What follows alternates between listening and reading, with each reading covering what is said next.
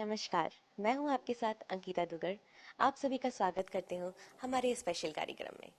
तो आपको बता दें कि आज हमारे साथ मौजूद है जाने माने इतिहासकार रविंद्रनाथ मिश्रा जी। उनसे जानेंगे हम छत्तीसगढ़ के इतिहास के बारे में, जो काफी लोगों को पता होकर भी बहुत कुछ ऐसी चीजें हैं जिनके बारे में पता नहीं है। आइए उनसे करते हैं कुछ खास बातें। नमस्ते सर, आपका बहुत बहुत स्वागत है। हम जैसे कि आप इतिहासकार हैं, तो आप हमें कुछ बताइए कि छत्तीसगढ़ क्या है। क्या चीज है जो लोगों को बताएं कि छत्तीसगढ़ में ऐसी चीजें बहुत लोगों को पता नहीं है यहाँ के बारे में। यहाँ पे क्या क्या ऐसी चीजें हैं, हिस्टोरिकल चीजें हैं, उन सब चीजों के बारे में आप कुछ बताइए कि छत्तीसगढ़ में आखिर ऐसा क्या है।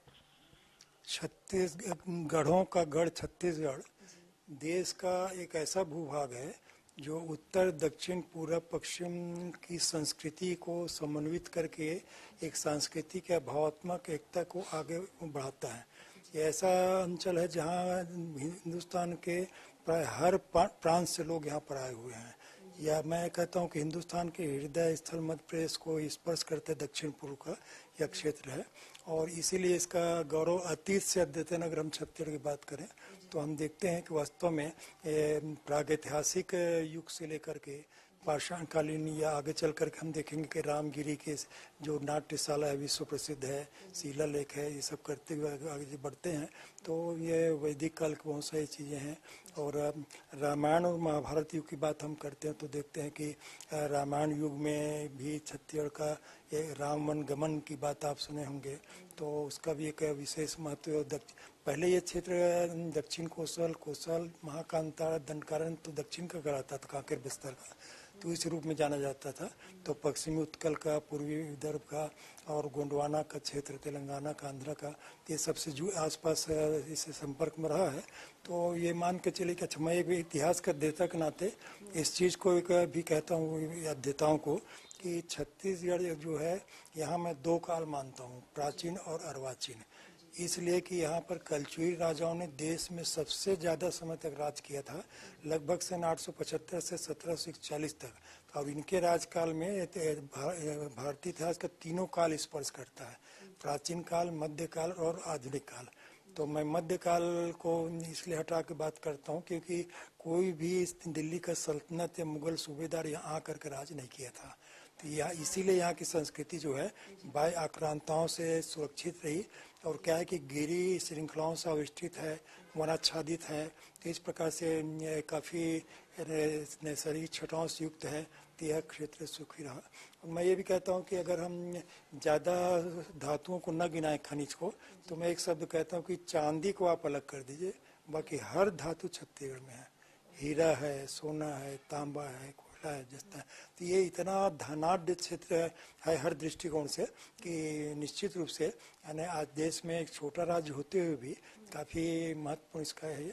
और राज्य की जब हम बात करते हैं तो हम देखते हैं यहाँ पर कि क्रम से हम चलें तो महाजनपद काल का भी प्रभाव रहा, मौर्य काल के भी प्रभाव रहा। सम्राट अशोक जब प्रांत पतित हो उज्जैन में तो सरगुजा की तरफ से जब जाता था वह रामगिरी में पाली लेख उसका, तो सिंघनपुर रामगिरी का ये पहाड़ में जो है विश्व का प्रसिद्ध एक नाट्यशाला है, और वो भी माना जाता है। और सिंघनपुर, कबरा पहाड़, चितवा डोंगरी ये प्रागैतिहासिक क्षेत्र के स्थल हैं। तो इन सब दृष्टिकोण से हम देखें तो इतिहास काफ़ी समृद्ध रहा है। सातवाहन कालीन अपना गुंजी तीर्थ, ऋषभ तीर्थ में मिलता है। तो और देश का एकमात्र यानी कास्ट का स्तंभ जो है जिसमें पदाधिकारियों का नाम दिया हुआ है, रायपुर म्यूजियम में रखा हुआ, किरारी का में निकला था, पंडित लोचन पांडे और हिरण शास्त्री वगैरह ने उसका अध्ययन किया था, जिसमें पदाधिकारियों का नाम है। तो वैसे ही बहुत सारी विशेषता हैं जो कि अन्य स्थानों को अलग करती हैं। जैसे मैं हमेशा कहता हूँ कि यानी महाशिवगुप्त बालार्जुन का जो समय था सिरपुर में, तो सिरपुर में सरपुरी पांडुवंशी राजाओं का रहा। तो महाशिवगुप्त बालार्जुन का जो समय था उसको हम लोग छत्तीसगढ़ का स्वर्ण काल कहते हैं। बालचंद जैन जी, हम लोग सब, लिच्छवी पांडे, प्यारेलाल गुप्ता। तो इसलिए क्योंकि लगभग 595 से 650 तक उसने शासन किया, 55 वर्षों तक। उसी के कार्यकाल में सांग की बात होती है। या उनकी माता वासटा जो थी ये मगध के सूर्यवर्मा की बेटी थी यार, और उसने अपने पति के स्मृति में विष्णु मंदिर बनवाया था, जो ईंट का एक बहुत ही भव्य मंदिर है हिंदुस्तान में। तो अच्छा, सबसे विशेष खासियत क्या है इस युग में जैन धर्म, बौद्ध धर्म, शाक्त, हिंदू से बहुत सारे अवशेष आपको तिरपुर में मिलेंगे। और विश्व धरोहर की ओर अग्रसर करने के लिए भी लगे। मैं 1975 में वहाँ शिविर लगा के छात्र छात्राओं का 15 दिन सर्वे किया था। बहुत सारे वहाँ ताम्रपत्र भी दक्षिण में एक स्थान को छोड़ करके बाकी, एक बार हमने सिरपुर से 28 ताम्रपत्र के 9 छल्लों में एक एक में 3 वो ढूंढा था डॉक्टर विष्णु सिंह ठाकुर के साथ में।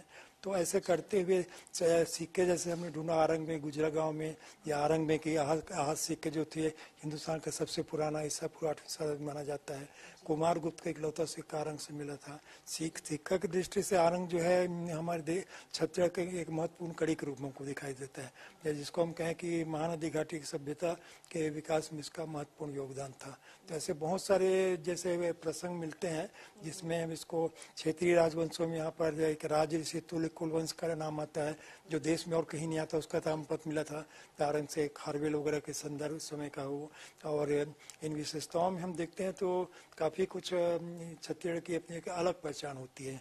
कौशल्या माता मंदिर को 26 अक्टूबर 1975 को मेरे एनएसएस के छात्र महेश के साथ में गया था, अन्वेषित किया था। और वहाँ के पुरावशेषों को, वहाँ के शिव मंदिर को सांसद उस समय रमेश बैस थे, हमने लिखा और उसको पुरातत्व संरक्षण लिया गया। तो चंदखुरी का जब वहाँ से आगे हुआ तो लोगों को एक प्रकार से पता चला। और पवन दीवान हमारे अच्छे मित्र थे, अच्छे वक्ता थे जैसे संत पवन दीवान, तो वो और हमने मिल करके यानी छत्तीसगढ़ में राम का ननिहाल और राम के भांचा के रूप में इस तथ्य को लोगों गांव-गांव जा करके अवगत कराया था। और आज कम से कम विश्व में का अच्छी पहचान इसके बन गए।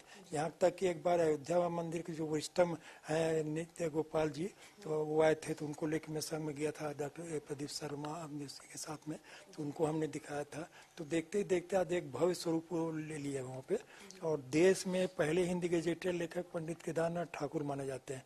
1908 की उसके बस्तर भूषण की किताब है, सबसे पहले राम वन गमन पथ का उल्लेख उन्होंने इस पुस्तक में किया है। उन्होंने तो ये लिखा है कि अमरकंटक होते हुए रत्नगिरी से दक्षिण पश्चिम की ओर आगे बढ़े। तो राम वन गमन पथ के बारे में अभी एक रूपरेखा रेखांकन हुआ है छत्तीसगढ़ स्मृति संस्था के द्वारा, मन्नूलाल देदू, सूर्यकांत जी झा, श्याम बेसवर, ये सब, पर उसको और भी व्यापक रूप से उसको देखने की आवश्यकता है। और कृष्ण युग के बारे में भी हमने एक नया नवान्वेषण तथ्यों को रखना शुरू किया है कि देश का महादानी राजा मूर्धध्वज माना जाता है। मूर्धध्वज के किस्सा से आप परिचित है ना, सब सभी जानते हैं। तो वो रतनपुर में राजधानी थे, तो कृष्ण और अर्जुन वहाँ आए थे। तो अभी भी रतनपुर में कृष्णार्जुनी तालाब है जहाँ पर वेश बदले थे। तो अर्जुन किस बात का हम था कि मेरे से बढ़ के भरा भक्त आपका कोई नहीं है। कृष्ण दोनों साधु के वेश में आए थे और वहाँ पर उन्होंने कहा कि रानी और राजकुमार ताम्रध्वज आरा से राजा के आधा शरीर को हमको दान करें। तो और इस प्रकार काफ़ी अलग प्रसंग हो, लेकिन इसी कारण दानी राजा भी कहलाता है। बाद में राजा को उसको जीवित कर दिया भगवान ने और असली रूप में आ गए, साधु से फिर उस रूप में आ गए। तो कृष्णार्जुनी तालाब रतनपुर में करहार्जुनी कहते हैं, अभी भी है वहाँ पे। आरंग को भी मूर्धध्वज से संबंधित मानते हैं। ताम्रध्वज ने जब उत्कल में आक्रमण करके जीता था तो इस शहर को बसाया था, ऐसा उल्लेख मिलता है। तो बहुत सारे प्रसंग हमको मिलते हैं। और ख़ास करके कलचुरी वंश में जैसे यहाँ पर राजधानी जो थी तुमान में पहली राजधानी थी, फिर रत्नदेव ने रतनपुर में 1045 में राजधानी बनाया। बाद में 2 भाइयों में बंटवारा हुआ था, एक भाई दक्षिण में शिवनाथ महानदी के रायपुर राज्य के रूप में शासन किया, एक रतनपुर में। तो खल्लारी को उन लोगों ने राजधानी बनाया। और खल्लारी के बाद में खारून नदी के किनारे, मैंने 1970 में एक लेख लिखा था खारून तट पर सभ्यता का अवशेष करके, तो खारून में उन्होंने राजधानी बनाया। अभी भी पूर्वावशेष करीब 100 एकड़ जमीन बिखरे पड़े हुए हैं। और वहाँ से राजधानी उसी समय हटकेश्वर महादेव मंदिर, महादेव घाट का वो बना था, घाट बना था। तो ये ऐतिहासिक तथ्य सब ढूंढ के लोगों के सामने लाए उसको। बाद में उन लोगों ने बूढ़ा तालाब के बाजू में ये ब्रह्मपुरी का इलाका जो बसा, ये महामाया मंदिर महाराज बंदपा जो किला का स्थित है, अंग्रेजों ने क्या किया कि वहाँ महल के पत्थर को ले जाके कलेक्ट्रेट बिल्डिंग, तहसील ऑफिस की बिल्डिंग को बना दिया। तो वो एक प्रकार से लोगों ने वहाँ कब्जा करना शुरू कर दिया। पर अभी भी वो किला का क्षेत्र हमको घने जंग इसमें दिखता है परिवेश में, उसका भी डिटेल मेरे पास है। नागपुर के राजा रघुतिथि भोसले 1837 के बसता है मेरे पास, तो पढ़ा था मतलब उसको।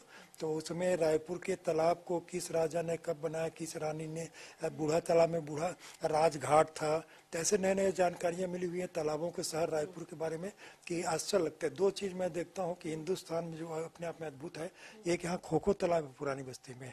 तो आप जाएंगे तो पाएंगे कि महिलाओं को नहाने का अलग घाट, पुरुषों को अलग, वो तो सब जगह रहता है, लेकिन खासियत है एक बीच में दीवार है, कपड़ा बदलने की अलग जगह और पूजा करने के लिए मंदिर। और तीन तरफ से अभी भी पत्थर की पचरी है, तो तीनों तरफ से यह कलचुरी कालीन बना हुआ है, उसी समय महादेव घाट बना हुआ था। तो ये एक ऐतिहासिक धरोहर हमारे लिए है, तो उसको लेते हैं। और ऐसी क्या है कि मेरी जानकारी नहीं है कि कोई साहित्यकार है बुद्धिजीवी तालाब बनवाए हों। जैसे कि कहा जाता है छत्तीसगढ़ को आध्यात्मिक रूप से भी इसको गढ़ कहा जाता है, जहाँ पे बहुत महान जो गुरुजी वगैरह महाराज जी हैं, जैसे आपने बताया महेश योगी जी और वल्लभ आचार्य जी, तो उस बारे में आप क्या कहना चाहेंगे कि छत्तीसगढ़ को गढ़ कहा जाता है आगे? निश्चित निश्चित रूप से छत्तीसगढ़ एक अति से अद्यतन शांति के टापू के रूप में जाना जाता है। और यहाँ पर हम देखें तो वास्तव में जितने भी आध्यात्मिक विचारक या चिंतक उन सबके नाम मैंने आपको बताया, तो वल्लभाचार्य जी से लेकर के जितने संत वगैरह का नाम जैसे हम देखते हैं, तो इन लोगों ने छत्तीसगढ़ में सामाजिक सद्भाव को एक प्रकार से विकसित किया था। एक प्रसंग आता है दूधाधारी महाराज का। दूधाधारी महाराज ने के नाम से दूधाधारी मंदिर है रायपुर का, वहाँ पे या में 1610 करके लिखा हुआ है संवत। तो ये इस क्षेत्र का सबसे पुराना एक ऐतिहासिक मंदिर है, जिसमें बाद में बिम्बा जी भोसले ने गांव दान देकर और विकसित किया था उसको। तो दूधाधारी महाराज जी के समय में एक प्रसंग मैं पाता हूँ, जिसको मैं डाकू आत्मसमर्पण का पहला प्रकरण मानता हूँ विद्यार्थी के नाते। डाकू मोहन सिंह था एक डोंगरगढ़ में, जो रतनपुर के राजाओं का खजाना जो नागपुर जाता उसको लूटता था, तो उसने महाराज जी के सामने आत्मसमर्पण किया था। तो दूधाधारी महाराज जी के व्यक्तित्व इतना महान था कि वास्तव में राजा भोसला राजा भी आके आशीर्वाद लेते थे, तो उनका नाम हमको मिलता है। और हम देखते हैं कि वास्तव में कबीर का मानवतावाद जो है छत्तीसगढ़ में उनके शिष्य धर्मदास जी ने प्रचलित किया था। तो कवर्धा, दामाखेड़ा, कुदुरमाल और आज बहुत से अनुयायी लाखों की तादाद में इस अंचल में हैं। तो हमारे लिए एक सौभाग्य की बात से हम क्या कह सकते हैं। और निश्चित रूप से महर्षि महेश का जो पांडुका गौरवशाली है, वहीं पे एक सिरकट्टी है। तो सिरकट्टी जो है, मैं एक बार खंडवा में राष्ट्रीय सेमिनार में मैंने कहा था कि देश का एक नदी बंदरगाह सिरकट्टी को हमने कहा था, क्योंकि वहाँ से नदी से बंदरगाह से व्यापार होता था हीरा कुंड में, और यहाँ से वहाँ से सब आदान प्रदान चलता था। और सिर कटे हुए होने के कारण सिरकट्टी नाम पड़ा है, जो कि सल्तनत काल में एक आध घटना घटी रही होगी। तो वो एक अच्छा दर्शनीय स्थल है। ये सब इन लोगों के गुरु के अध्यात्म के केंद्र रहे हैं। नागार्जुन सिरपुर में थे, बहुत बड़े वैज्ञानिक थे, संत विचारक थे, सब कुछ थे। तो ऐसे बहुत सारे अलग अलग विचारधारा के लोगों का मिलता है हमको, तो इन सब को लेकर हम कह सकते हैं। और आचार्य रजनीश की जो चर्चा होती है उसको की, तो संस्कृत महाविद्यालय में छात्र रहा हूँ, तो वो उस महाविद्यालय में दर्शन के प्राध्यापक थे, जो बाद में स्थानांतरण नरसिंहपुर का आज भी विख्यात है कह लीजिए। तो मैं इस मायने में रायपुर मेरा जन्म स्थान है, तो रायपुर के इसको मैं देखता हूँ तो लगता है वास्तव में कि यहाँ पर आपने जैसे कहा कि एक से एक महान विभूति यहाँ पर हुए हैं, आध्यात्मिक गुरु हुए हैं, विचारक हुए हैं, संत हुए हैं, महंत हुए हैं। तो इन लोगों ने न केवल रायपुर का, न केवल छत्तीसगढ़ का, बल्कि अपनी पहचान पूरे देश में उन्होंने दी थी। और हमारा सौभाग्य है कि रायपुर में प्राय देश के महान नेता लोगों का पदार्पण हुआ। और बहुत से नेताओं की तो मैं साथ में भी नेहरू जी के साथ में चला था, मुरारी जी के साथ में जैसे बैठा था, या विनोबा जी के साथ मैंने पद यात्रा की थी विश्वविद्यालय से। बहुत सारे प्रसंग वो एक अलग हो जाता है, लेकिन इतना निश्चित मान के चलिए कि रायपुर के और छत्तीसगढ़ के वैभव को हम अविस्मरणीय कह सकते हैं। और युवा पीढ़ी को मैं बल्कि यही आग्रह करूंगा कि तथ्य के आधार पर सत्य को अन्वेषित करें और बौद्धिक ईमानदारी रखें। किसी की रचना से यदि आप कुछ लेते हैं तो उद्धृत करिए कि इस किताब से। अधिकांश आजकल क्या होता है, व्यक्ति दूसरे को अपने नाम से प्रभावित करता है, तो सब नहीं होना चाहिए। तो इस प्रकार से हम देखें तो जो जैसा मैंने पहले कहा था कि छत्तीसगढ़ देश का एक ऐसा भूभाग है जो कि यानी हिंदुस्तान के हृदय को एक प्रकार से प्रफुल्लित करता है, और पूरे देश के लोगों को इसकी भी यहाँ इसीलिए जो भी आता है छत्तीसगढ़िया सबले बढ़िया, जैसे जिनको ईश्वर मिश्र या दिव्य नारा लगाते समय, तो ये सब उल्लेख को मिलता है। और बहुत अच्छी अच्छी बातें हमको ये सब छत्तीसगढ़ पर काफ़ी रिसर्च का काम हो रहा है, साहित्य में, इतिहास में, राजनीति में, तो बहुत सारे प्रसंग इसमें आएंगे। और क्षत्रिय राज्य आंदोलन के बारे में भी अलग प्रसंग है। उसमें भी एक प्रसंग ये था कि सभी विचारधारक लोग इसमें जुड़े थे और सबका लक्ष्य था क्षत्रिय राज्य प्राप्ति। मैं स्वयं यहाँ पे रायपुर में 1 लाख लोगों के साथ, दुर्ग में 80,000, कर्नाटक में जिस दिन पानी की बौछार रबर की गोली से 11,000 लोगों के साथ था वहाँ पे, संसद जा रहे थे और उसी दिन घोषणा भी हुई थी। तो हम लोग का संकल्प था कि क्षत्रिय, क्योंकि इसका एकमात्र कारण क्या है कि मध्य प्रदेश में क्षत्रिय की बहुत उपेक्षा हुई थी। एक पर्यटन का फोल्डर भी नहीं निकला था इतने सालों तक, 1955 से 2000 तक। तो मेरे को एक विद्यार्थी के नाते काफ़ी लगता था। प्रसंग वैसे एक अंतिम बात आपसे कहूँ कि अमरकंटक क्षत्रिय का एक अंग था हजारों साल तक। 1857 की, मेरे पास दस्तावेज है, तो 1857 की क्रांति में रीवा के राजा ने अंग्रेजों को मदद किया था। तो अंग्रेजों ने पोइंडा जमींदार से अमरकंटक के बदले कुछ राशि लेकर के उसको भेंट किया था। आज भी अमरकंटक में 80% लोगों की जो संस्कृति है क्षत्रिय से मिलती जुलती है। तो वो हमारे लिए गौरव की बात है जो के नर्मदा कुछ स्थल है।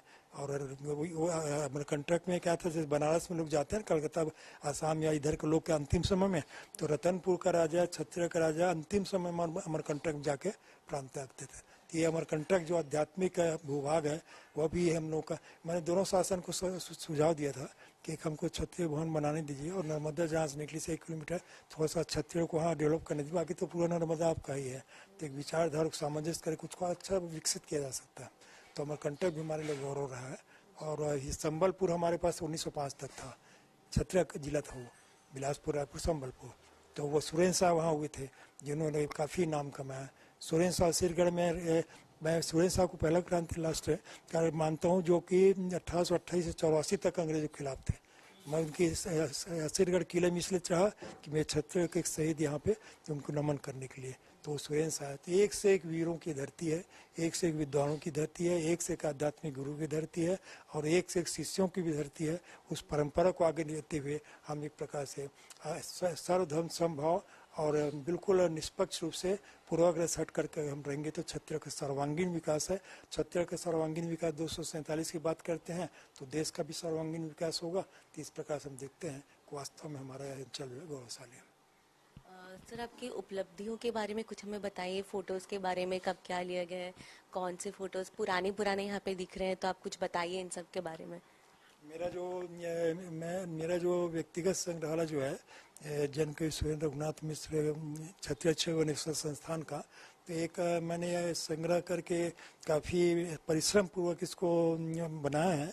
और मैं तो कुलपति लोगों को समझ कहता हूँ कि अरबों की किताब आपकी लाइब्रेरी में है, पर दुर्लभता के दृष्टिकोण से हमारी लाइब्रेरी से शायद 10% हुआ है। कारण ये है कि मेरे पास में 2,500 पुराने से लेकर के सिक्कों की कड़ी हो गई, पांडुलिपियों की, ताड़पत्र की, ताम्रपत्र की और पुराने किताबों के अंग्रेजों के समय की सबसे पहली किताबें जो थी, जो दुर्लभ चीज़ है। और सबसे दुर्लभ चीज़ यह है जिसको कि इतिहासकारों ने कहा कि 1845 1905 का कलकत्ता रिव्यू का सेट है मेरे पास 93 वॉल्यूम में।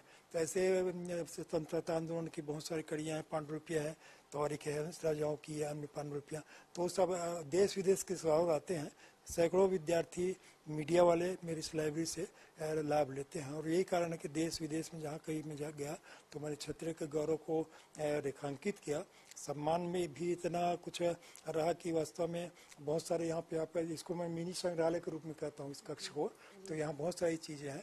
एक दुर्लभ चित्र हमने ढूंढा था कि ये स्वतंत्रता संग्राम सेनानियों का दुर्लभ चित्र है, क्षत्रिय पहली चित्र कह सकते हैं, कि जिसमें पंडित रविशंकर शुक्ला, तो महंत वैष्णव दास, तो वामन राव लाखे, तो ईश्वरी चंद्र शुक्ला और सब सेनानियों का चित्र इसमें दिया हुआ है।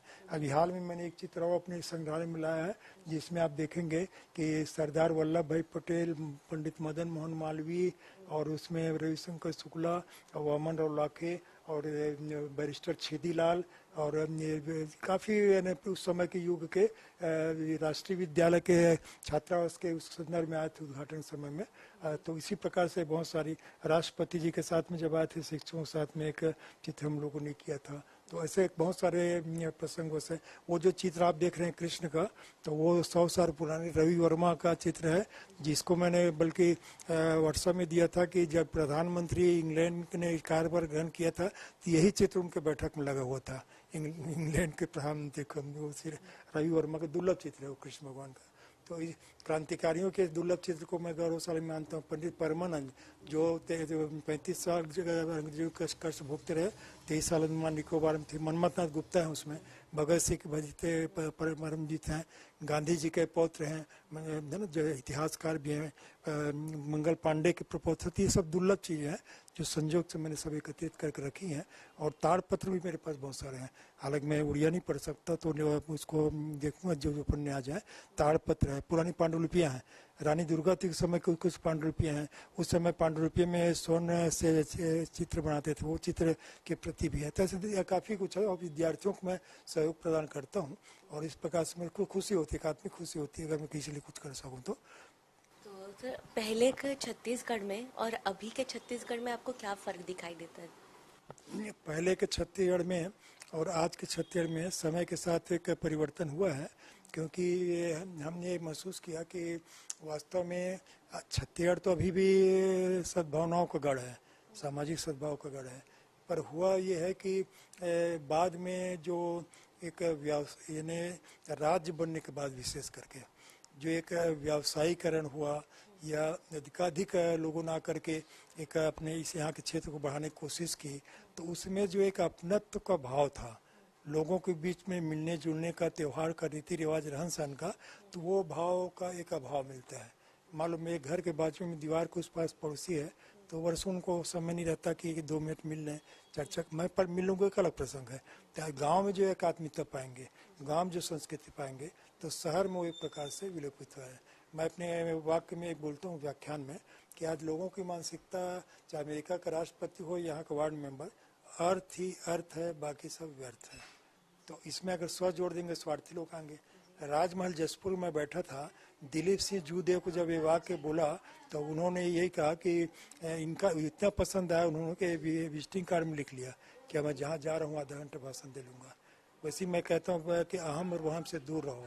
लास्ट बस आपसे यही कहना चाहती हूँ कि हमारे जो युवा पीढ़ी है और जो दर्शक ये देख रहे हैं, उनको आप कुछ कहना चाहें, कुछ मैसेज देना चाहें, जो आगे बढ़ना चाहते हैं, उनको कुछ आप बोलना चाहे तो? युवा पीढ़ी को मैं यही कहना चाहूँगा कि असंभव नाम की कोई चीज़ नहीं है। जैसे कि नेपोलियन हमेशा कहा करता था, तो मन से आप असंभव को निकाल दीजिए। मैं दिल्ली में जाता था यूपीएससी में, वहाँ मैंने देखा, पीएससी में जाता था तो युवकों को आकर के कहता था कि मन से किसी माध्यम के भय को निकाल दो। संस्कृत वाले, उड़िया, बंगाली वाले भी, दूसरा भाषा वाले भी आईएएस में बनते, ऐसी बात नहीं है। तो मन से एक तो भय को निकाल दोगे तो एक सफलता मिलेगी, और अर्जुन की तरह एक लक्ष्य लेके चलो तो निश्चित रूप से सफल हो जाओगे, उसमें कोई दिक्कत नहीं है। और दूसरा चीज़ क्या है कि कल को मत सोचो, आने वाले कल को मत सोचो, कल का कोई हल नहीं है।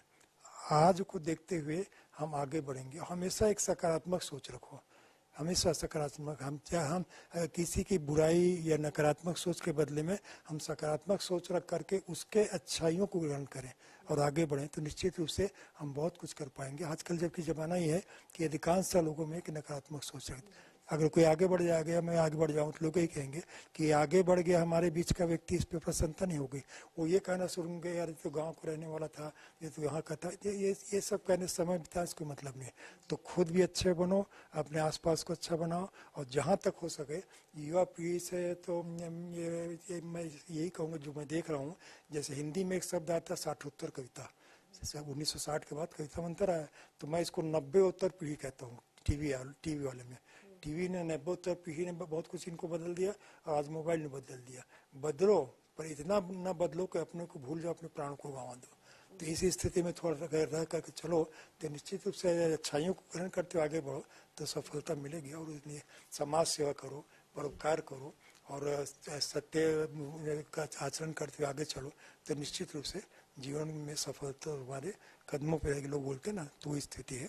और हम जिस भगवान को मानते हो, जिस अध्यात्म को मानते हो, जिस विचारधारा को मानते हो, 24 घंटे में कम से कम अपने पूर्वजों की याद में, उनकी याद में एक ये याद कर लो, तो उससे भी एक मन को शांति मिलती है। और इस निश्चित रूप से हमको मिलजुल करके आपस में सामाजिक सद्भावना, भाईचारे से रहना चाहिए, तभी तो हम प्रकाश कर सकते हैं। जैसे छत्तीसगढ़ में भोजली, मितान, बहुत सारी परंपराएं हैं, गजामुख में ये है। तो ये सब दृष्टिकोण चले तो हम बहुत सुखी रहेंगे, क्योंकि हम दूसरों के सोच के दूसरों के बारे में अपना समय करने मतलब हम अपने को देखें और अपने के आसपास के परिवेश को देख के सुधारने की कोशिश करें। और मैं तो ये निष्कर्ष निकालता हूँ कि आज तो ज़माना इतना बदल चुका है कि हम ज़माना को नहीं बदल सकते। वो उसका काम आप छोड़ दो राजनीतिज्ञों पे और समाजसेवियों पे। तो मैं ये कहता हूँ मैं अपने आप को ही बदल लूँ तो बहुत कुछ बदल जाएगा। उत्तरोत्तर उन्नति करो और जहाँ पर हो वहाँ जिस पद पे हो आगे बढ़ते जाओ।